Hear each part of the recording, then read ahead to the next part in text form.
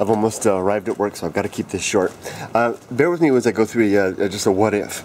Imagine you're a sword fighter. Oh, you D&D players are going to love this. Imagine you were a swordsman or a swordswoman, and you were told that you were going to do battle with another expert of the sword, but you don't know exactly. That was from another country, another school, another type of swordsmanship or swordswomanship, but you weren't sure. What would be the very first thing? Let's hear what I'm trying to say. Maybe you were a fencer, and you might be doing battle with someone who deals with the broadsword or a Japanese samurai or any of a variety of schools of swordsmanship.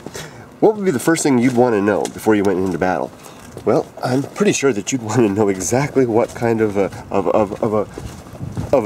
an expert you're dealing with, because then you can assess their background and their strategy and know how to best to deal with them. For example, if you're a fencer, for example, and you're going to be going up against another fencing master, then you'll know exactly how to handle it. They've come from the same school, the same way of thinking, the same way of practice, the same training. If you're going to go up against someone who uses a saber or a broadsword or something like that, then you'll know what to do as well, given their training. And it was that old idea of what would happen if a samurai met a medieval knight, that kind of thing.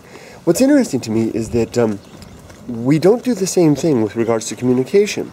When going into an intercultural situation, and even into a one-on-one situation within our own cultures, we might do well to ask ourselves, how is the other person trained? What kind of background do they have, and what strategies do they use in their communication, and how can that best be matched or used in conjunction with my own strategies and devices. This is really useful when in dealing with intercultural things, because all you need to do is study the culture a little bit, learn the norms and the mores and what structures they have, what the etiquette is, and you'll be in a much better shape to have successful communication. Likewise, in interpersonal communication, communication one-on-one. Let's see if we can go through this narrow area without getting too wet. Interpersonal communication, one-on-one communication with others. You can do the same thing, even if the people are from the same culture. Look at how I'm all wet. Look at how the families talk. Look at how, try to just get a little information. Are they from a different part of the country? Are they from where the norms are different? Does the family have idiosyncrasies of communication that will be interesting to note?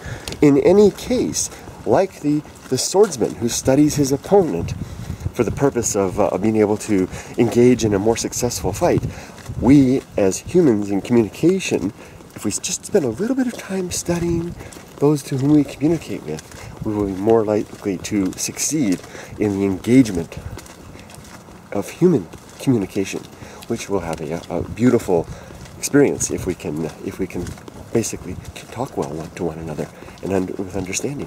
There you go. Take care, everybody. Gotta shut off now. It's almost time to work.